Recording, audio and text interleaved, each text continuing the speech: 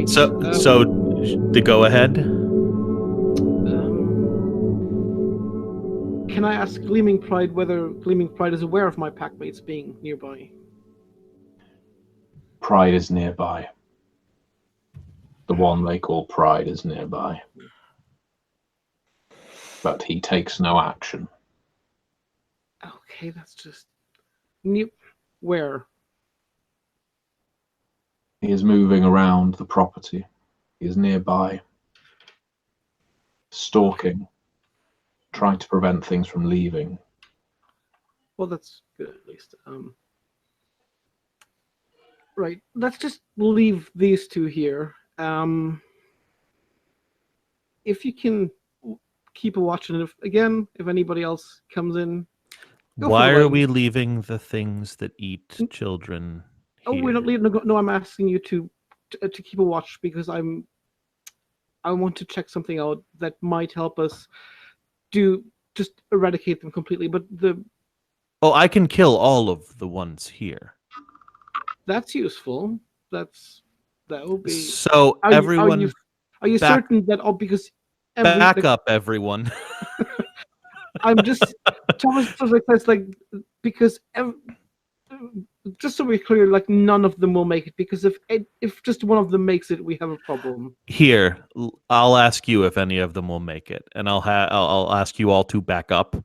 I back up. I'm not. And I will turn up my armor so that it is now dealing a lethal to 2 meters in radius around me. Do you think this will... So there's rock and there's tiny pieces of rock just flying through the air, ripping through things. The person who I'm standing over is being damaged by this. Do you think this will take care of it, Thomas? Thomas is for the first time maybe impressed by a changeling who he has sort of kind of smiled upon in a kind of very condescending way internally for a long time, and he just sort of he's impressed for the first time, and he just that will do. Then I'll just very calmly, and not trying to cause undue pain, but I'm going to be causing a lot of pain, I'm just going to split the belly. I know she doesn't have the giant belly, but still, just my sword up and pierce in the center. It's almost like a power sander, your armor. Yeah. Because as the blade cuts through their bodies, the armor, again, much like Liza when she was whittling that rat down, you shave these rats down layer by layer, through the fur, through the skin, through the gristle, through the meat and bone, just by doing a dervish between them, spinning and spinning and spinning. You become a terrible rain of pain on these spirits, and Thomas can't argue with your judgment that nothing is going to escape from here, because by the time you're done spinning, there's very little left of the bodies that were on the floor. I certainly understand how to be a grindstone. I spent many years at it myself. So that leaves you in the museum, and currently without any company. Let's see what we can do about this portal, I assume. Yes. What do we do about that? I mean, I have to assume just collapsing the room it's in isn't going to do much good, because it's a metaphysical... Let's go look at it. Maybe it has some sort... I'm used to things having an anchor point in reality. If it doesn't, I have no idea what to do. Usually you can just, break the sacred stick or cut down the tree that it is assigned to. I don't know what to do if it's just purely metaphysical, but that's more your realm? I'm hoping? Yeah. I mean, out of character... Thomas doesn't know how to close a tear like that, does he? There's no way of him figuring it out. No, that isn't your area of expertise. I still have the map, so I would know where the children's play area is if I had to find it, right?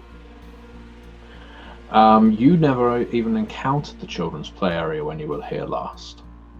Okay, that I mean, I can probably lead you guys towards Yeah, it. Liza would be able to find something. Now, I just want to focus briefly on Maya. Because all of this has been quite a wake-up call for our created. While you have, of course, striven to observe human behavior, the highs, the lows, the subtleties and nuances, one of the things you've been utterly shielded from is how other creatures, other monsters act. And you've never in your life seen such a whirlwind, quite literally, of violence in such a short burst of time. How does this make Maya feel? Exhilarated? Scared?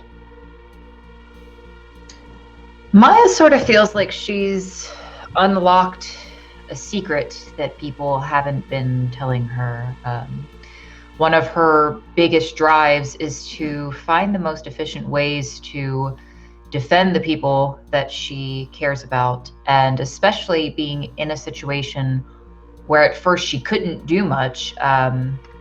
She wasn't going to shoot into the grapples with Connor or Thomas. It's interesting to her to see that such a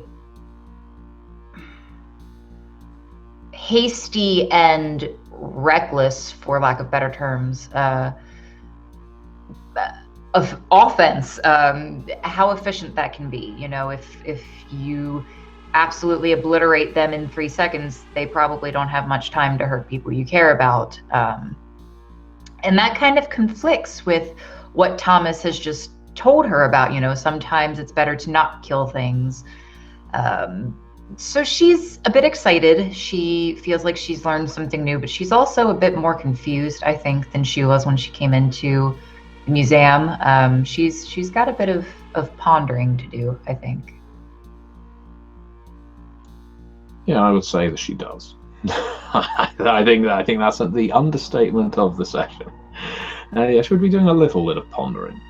So Liza, you are able to take the group through to the children's play area. Now, you made your way there through a crack in the wall. Perhaps, maybe, the reason Thomas wasn't able to find it, or his pack weren't able to find it before, is because the door that should lead here has been plastered over. Now, that shouldn't have eradicated the odor, the scent of these creatures, but it's quite possible, Thomas reasons, that the pack was so focused on the engine in the basement and the rent through the shadow, through the gauntlet down there, that they completely missed this other point of entry. So, that's what you find.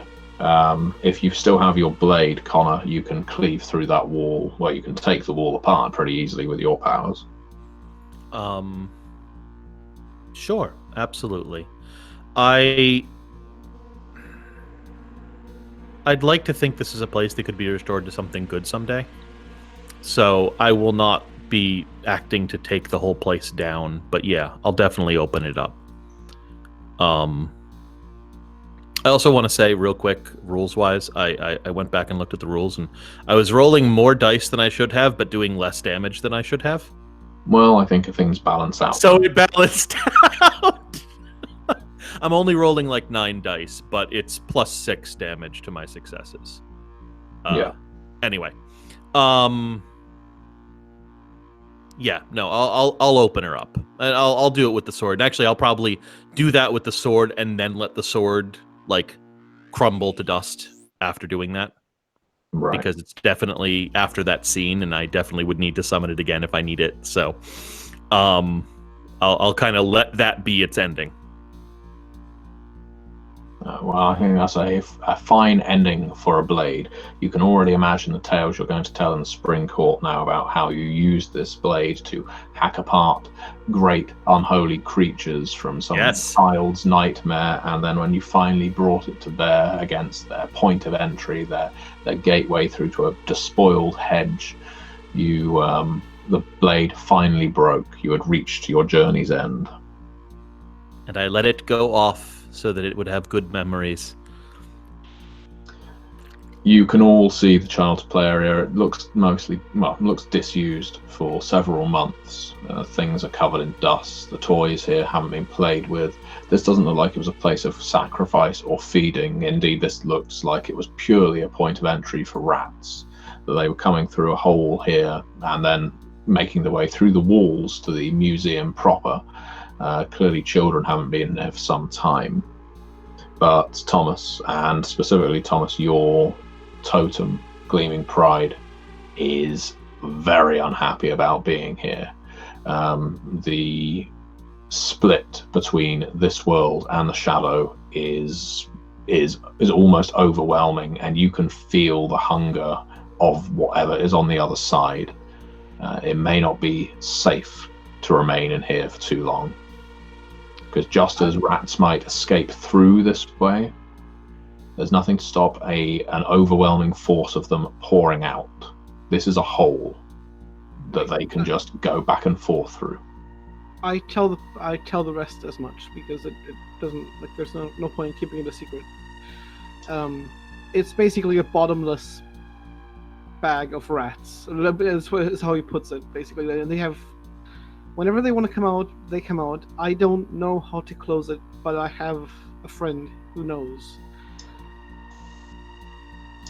Well, Liza would be like, normally I'd like to study something like this, but in this case, how can we get your friend here as soon as possible and get this taken care of? Because I will if try you to guys think this is a problem, it's probably a problem. I will try to find him. If you're eager to have a look at it, you are free to have a look at it.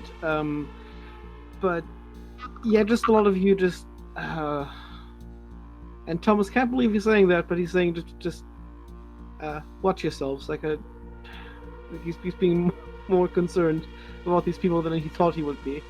But he just stay here and watch, and hopefully nothing will come out. I'll try to be back as soon as possible. And I'll kind of try to head out of the museum and try to hopefully find Pride if he's still falling. Yeah. The three of you remain. Are you all remaining in the child's play area? Okay, I'm not hearing any no's. So the three of you, as soon as the werewolf goes, are subjected immediately to whispers, to taunts, to voices inside your heads. Doesn't matter what you are. Doesn't matter what kind of creature you are. The spirits here are foul. They're about loss. They're about abandonment. And that's exactly what they're telling you. They're trying to play on all of your worst fears. And while you are completely aware, having been briefed by Thomas, that this is a, well, for want of a better word, unholy place, doesn't mean it's not troubling to hear these creatures suddenly know you, suddenly know everything about you, all your little habits, or your little concerns. And they all remind you that they can tell each other about these things. Now that I've been in your head, I can tell my friends, and we can all know. We can all know about what Maya is afraid of. The android called Maya. Not even a real girl. Oh, poor spring courtier. So afraid of getting lost again, so afraid of being abandoned, being taken away.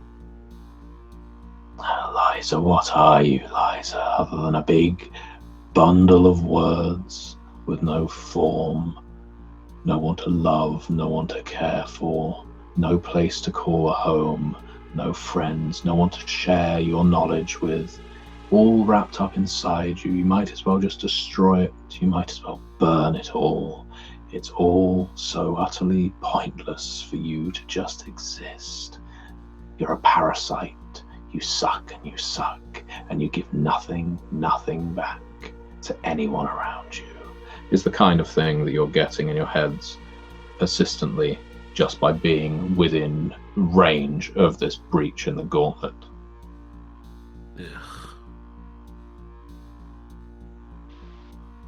You've probably all heard things like this before from creatures you've encountered before, or just your own meandering thoughts. But it doesn't make it any less terrible that different voices and different tones, some of them mocking, some of them seeming sympathetic, are just reminding you how utterly hopeless and futile the three of your lives are. Thomas, you exit the museum. And? I'm assuming that the car park is still pretty empty, like there's nobody Oh there, yeah, no one else has arrived. Yeah. One of the cars is gone. Okay. I asked Gleaming Pride again whether Pride is still in the perimeter. She points you toward him.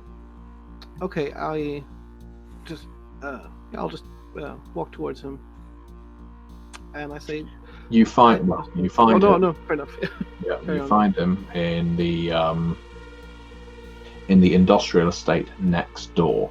He's taken a vantage point on top of a pillbox. Looks like it was some kind of junction box, electricity box, and has just been watching over the museum, keeping a beady eye. When he sees you, he runs his hand over his bald head.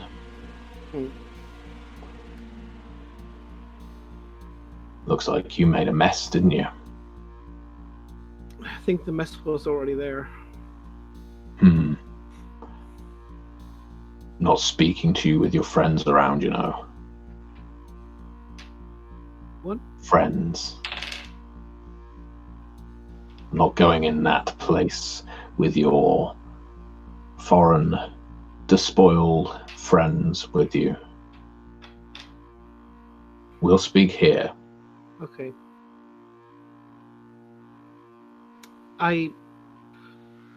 Whatever it is that I've just fouled up, and I know it's something, and I know I deserve whatever's coming, and we can talk about it later, but there is a tear. The Bechalou is still coming through, and I don't know how to close it. I will handle that, Thomas. Thank you. Don't you worry. The Shadowmancer will handle it all. Can you tell? Yes, I can tell you what my problem is with you, you ignorant little creature. You tread on things that you do not understand. I became aware of what you were doing when you broke into that young woman's apartment. You weren't the only one following up on her. You weren't the only one finding out what was that drove her to what she did, what she was looking into. You started interfering with the evidence before we could. I don't understand. What? I thought I was supposed to be doing the investigation. I'm not talking about the pack, you stupid little cretin. At this point, Thomas is just sort of kind of at a loss for words. You just stands there quietly, not really, it's not knowing what to say, really. I don't suppose you've ever heard of the Gambit, have you? I don't even know. No, I haven't. These things that are taking place in this territory should be under our control. We should be pointing them at our enemies, not letting it just run loose like a plague out of our control, like Bechalou, like you've just been handling. And because you've been interfering, you have got in the way of our little club, our little organization. Right. Is there any way to unget out of the way? Because I didn't know. I had no idea. Well, ignorance is the greatest weakness for even the greatest men and werewolves. Everyone has to start that way. I can tell you what you can do to make up for this little infraction. Mm-hmm. Stay on the good side of myself and my friends.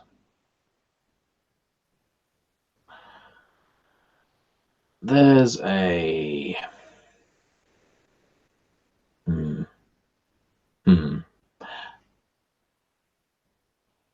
There's a cafe. It's down by the harbour. It's called the Copper Kettle. You will know it, I'm sure. I'll call it quits with you. We'll consider ourselves even.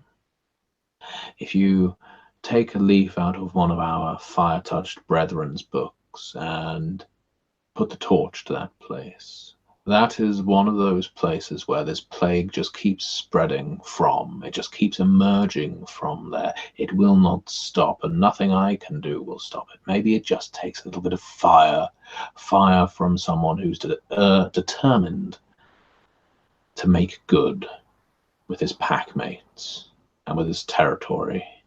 I assume the pack mates shouldn't know that it's me who set the fire. Let's keep this between you and I, Thomas.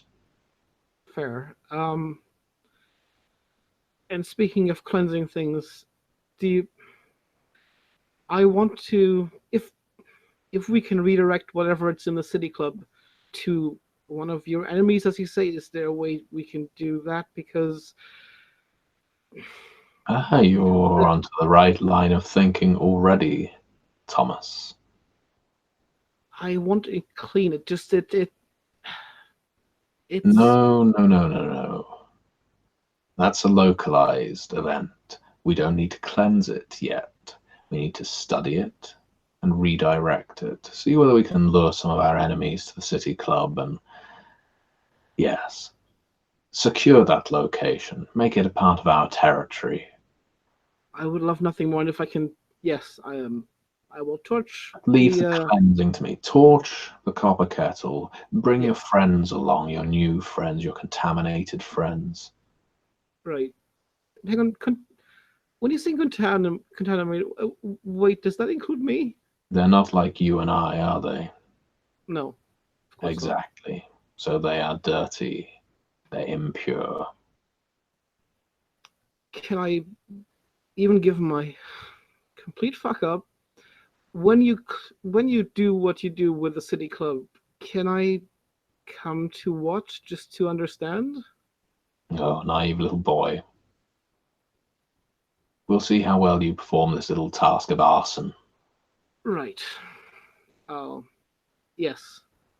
You know you can't reach me on the phone. I don't answer No. phones. I don't use phones. But we will meet up again. If you do what I ask, put the torch to this cafe, because this is where the plague starts over and over again. Show me you're willing to do that for me, for the gambit, and then we will talk about show and tell. Does it matter if there's collateral damage? Do you mind if the fires should I contain it, or does it not matter? It matters very little to me. Fair enough. Makes it easier for me. What do I do about the rat splats in the museum? Once you and your friends have left, I will sort that out. Thank you. And again, whatever it is that I've messed up, I'll make it right. For as long as this plague runs rampant, Becheloux will keep emerging in this city. This is why we need it under our control. Will they stop eventually once we do control it? They seem to be quite happy with whatever it is. That's exactly why we need to control it. If we are happy rat spirits, then something is going horribly wrong. Fair enough. Look forward to the news headlines about a fire sometime soon. And I kind of nod and return to the museum. Okay. What are the rest of the three of you doing? Just waiting diligently? Until we know that there, well, for me, until I know that there is someone coming to stop this and cleanse this, yes. As much as I dislike the nightmares in my head, and as much as it's reminding me of things, I'm going to watch over it until I am told that someone is going to take care of this, since I cannot. Eliza would be talking really, really loudly to both Maya and Connor, trying to drown out the voices in her head.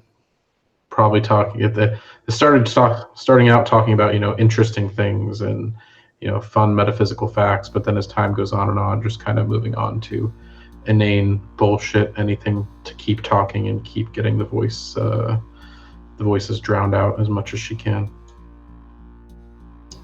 Maya, on the other hand, is talking to the voices in her head. She has no context to know. She's been warned, but she doesn't know that these things, don't actually converse with people. So she's just kind of not even really arguing, because to her they're not telling her anything she doesn't know. No, she's not a real person, and yes, she's an android and she's manufactured, and so she's mostly just kind of having a good time with these things and wondering why they're wasting time talking to her. She's just agreeing with them and, thanks. And she, I think, would actually ask them if they knew anything about how to become a real person, since they seem to know about these things.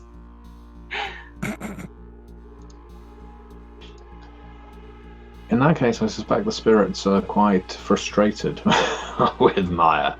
That isn't the reaction they were hoping to gain. Obviously, these aren't spirits in the sense that they're ghosts. These are elemental, for want of a better word. They are representative of negative emotion and dread, and that they aren't getting through to this Promethean in the slightest. Or rather, they are, but not in the way they hoped. Means they are screaming in your ear. They are growing frustrated. They are starting to become tormented. You are potentially about to unleash some dreadful spirit from this gaping chasm into the shadow when Thomas arrives. Hey, cool, you're here. Awesome. Can we close this now, please? Please, can we close this? That would be great. That would be great. Please, can we close this now? Not only do you not have to wait any longer, you don't have to close it. My friend will be in a couple of minutes. He will, and like Thomas points at the splatty pieces of red, he'll take care of that, and he will take care of this, and we will never talk about this place again, hopefully. Great, cool, fantastic. I'll get the cliff notes later. I'm gonna walk away from here now. Thank you. Good work, everyone. Great work. Yeah, Thomas also just everyone. just walks out very quickly. A few minutes of torment in my brain is just reminiscent of the untold years of torment. So, I'm used to this. Maya, do you say goodbye to the spirits as you leave?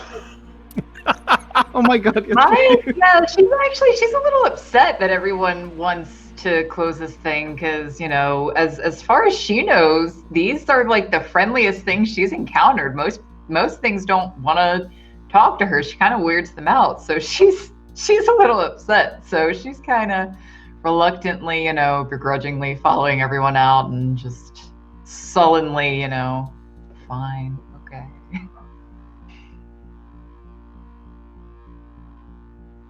Okay, you leave the museum, and as you basically leave the aura of this great big rended hole through the gauntlet, there's a snap, a cut off, as Maya hears these voices no longer. And yeah, there's a bit of a sense of loss there, but you will no doubt recover.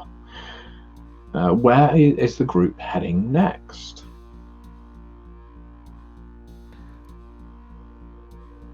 You took a taxi to get here. You're now stood in a car park with your backs to a site of a massacre, and you can only really hope that Pride also cleans up the bodies.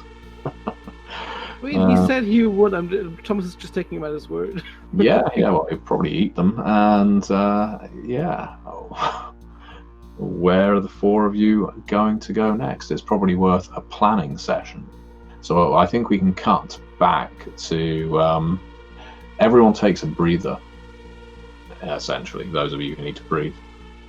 And the most neutral area you can return to that you know is safe is Liza's hotel room, which she will presumably soon be checking out of.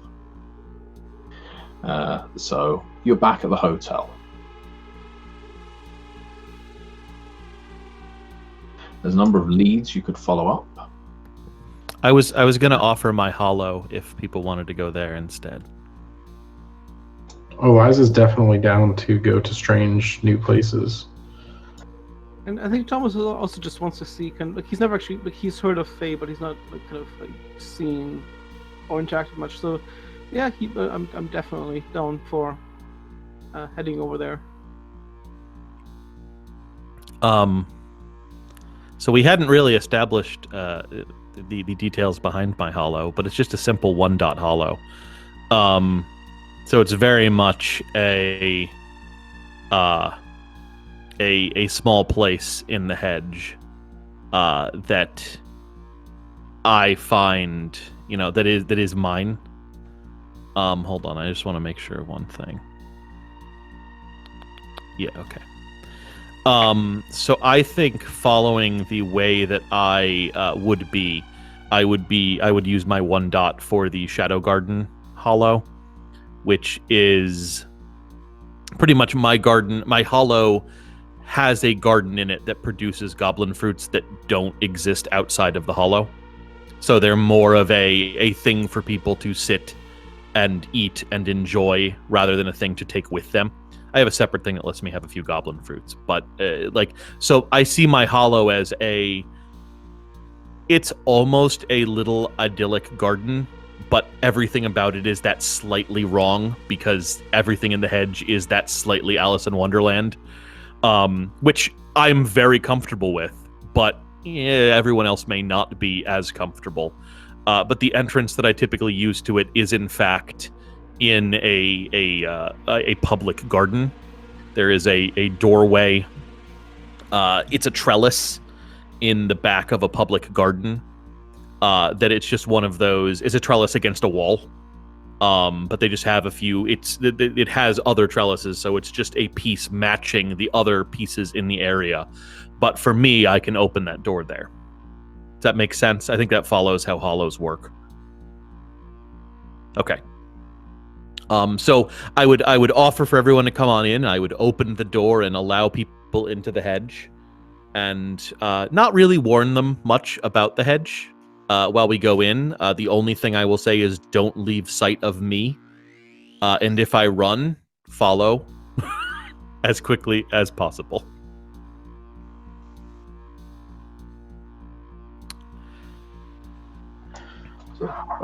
So Liza is very interested in these goblin fruits. Very interested. Okay, I mean, you can take a look. I also, and I'll do this offline, but I have to figure out what goblin. I also have a merit that gives me some goblin fruits to carry around in adventures. So I'll talk to you about I'll figure that out offline. But yeah, sit down. I can explain some of them to you. It's a little different because it's a function of my garden. So these are goblin fruits, but they don't do the same. They're just great for eating. What do they taste like? Oh, it depends which fruit. I'll point to an apple and say that one tastes distinctly like lemons. And this pear type thing over here tastes. I've always thought it was sour meat, but some people really enjoy them, so not gonna, and to each their own, right? and there's some that you can you normally shouldn't eat, but in this kind of garden, this is a very simple garden, so the fruits here are very simple.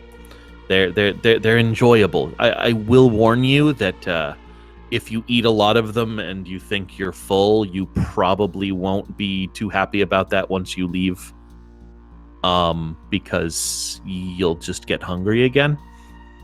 But it's great for in here. I mean, we've got some there's some ogre peppers over here. Those are super spicy if you like spicy things.